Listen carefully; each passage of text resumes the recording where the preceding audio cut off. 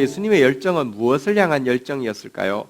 방향 없는 열심은 위험합니다. 성경에 보면 구약 성경의 이스라엘 백성들에 대해서 내 백성은 열심은 있으나 지식이 없다 이렇게 이야기하면서 지식 없는 열심이 내 백성을 망하게 한다 이렇게 이야기했습니다. 무조건 열심히 하는 것은 좋지 않습니다. 바르게 열정을 이렇게 그 대상을 가지고 있어야 합니다. 표대를 가지고 있어야 합니다. 예수님의 열정 63페이지 3번 예배에 불타는 삶.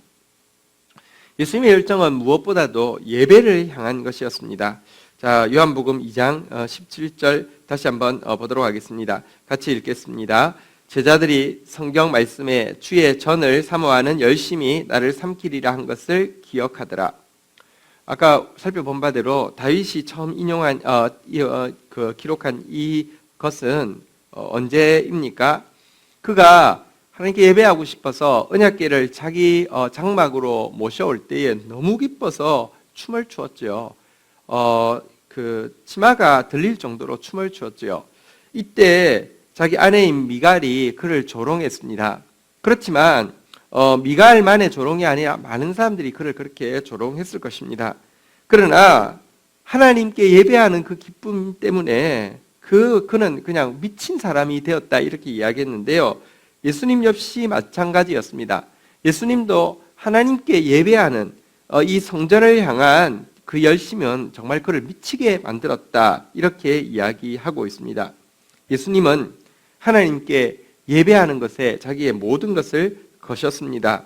여러분 이 세상 사람들이 모두 넘어지는 권력, 또 쾌락, 또 물질 이것으로 사단이 시험할 때 이 시험을 예수님께서는 어떻게 이겼습니까? 최종적으로 주님 앞에서 이렇게 그 주님의 말씀을 이렇게 인용하면서 이기고 있습니다. 마태복음 4장 9절 10절입니다. 이르되 만일 내게 엎드려 경배하면 이 모든 것을 내게 주리라.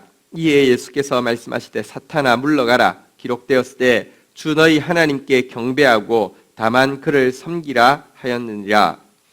하나님께 경배하라고 이 선포로 사단을 물리쳤습니다. 그의 전 삶은 어떤 자리에 오르느냐 어떤 일을 이루느냐가 아니라 그의 전 목표는 하나님을 경배하는 곳에 있었던 것입니다.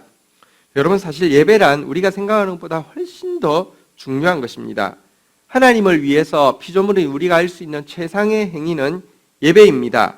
하나님께서 우리를 예배하게 하기 위해서 그의 찬송을 부르게 하기 위해서 지으셨기 때문입니다.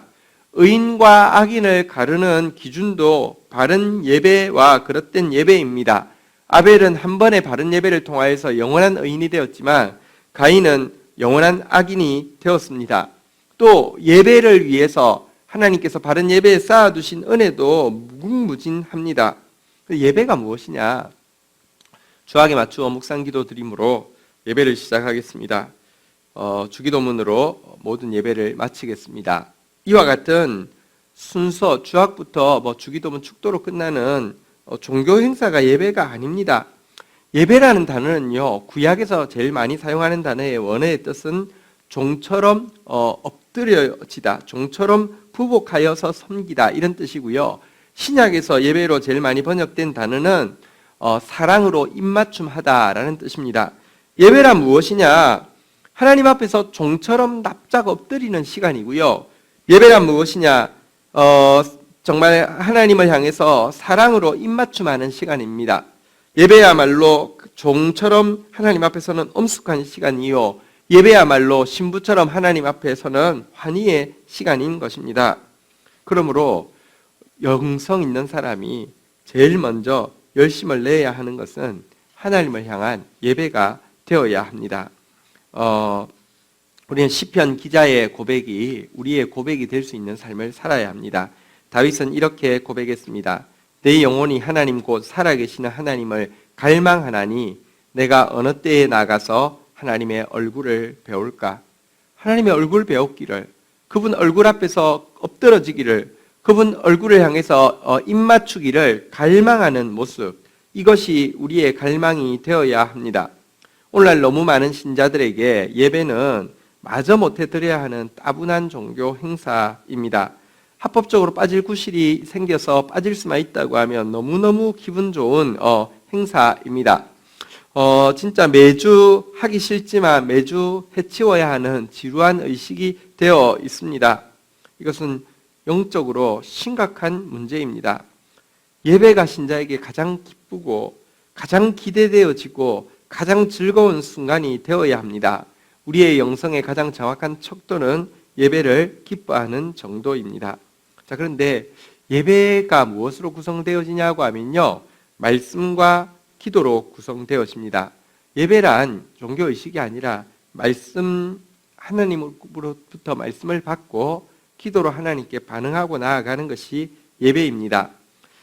예수님은 말씀을 통해 하나님의 음성을 들었고요, 기도를 통해 그분의 뜻과 교제하는데 그의 생애에 가장 많은 시간을 할애하셨습니다. 우리도 먼저 바른 예배를 위해서 말씀을 향해 나아가야 합니다. 젖먹이가 젖을 얼마나 사모합니까? 그것만큼 신자는 말씀을 사모하고 말씀을 알아가는데 열심을 내야 합니다. 그렇게 되어야지만 우리가 온전하게 자랄 수 있습니다. 베드로전서 2장 2절 한번 보도록 하겠습니다.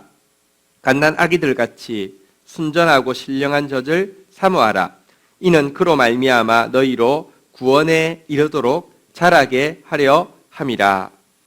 구원에 이르도록, 하나님께서 우리가 영적으로 갓 태어났을 때도 구원이라고 하지만 장성한 사람이 되어서 아버지의 모습을, 예수님의 모습을 온전히 드러내는 것이 진짜 구원에 이르도록 자란 것이겠죠.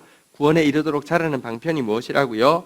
갓난 아기들처럼 순전하고 신령한 젖, 하나님의 말씀을 사모하라, 이렇게 이야기하고 있습니다. 또한 예배는 기도로 이루어지는 것인데요, 신자는 어떻게든지 기도에 힘을 써야 합니다. 골로새서 4장 2절입니다. 기도를 계속하고 기도에 감사함으로 깨어 있으라. 기도는 계속해야 합니다. 기도하기 위해서 깨어 있어야 합니다. 여러분, 신자에게 주어진 영광스러운 이름 중에 하나는 청지기입니다. 창고지기라는 것이죠. 천국의 창고지기, 풍성한 은혜가 다 들어있는 천국의 창고지기라는 것입니다. 여러분, 우리 자신에게는요, 남들에게 나눠줄 만한 것이 별로 없습니다. 우리의 지식 아무것도 아니고요, 우리의 물질도 아무것도 아니고요, 우린 사실은 나눠줄 게 없습니다. 그러나 우리는 하나님의 창고지기입니다. 하나님의 창고지구로서 창고에 들어가서 그 속에 있는 것을 가지고 나오는 행위를 기도라고 합니다. 그렇기 때문에 기도는 청지기인 우리에게 있어서 특권일 뿐만 아니라 엄중한 의무이기도 합니다.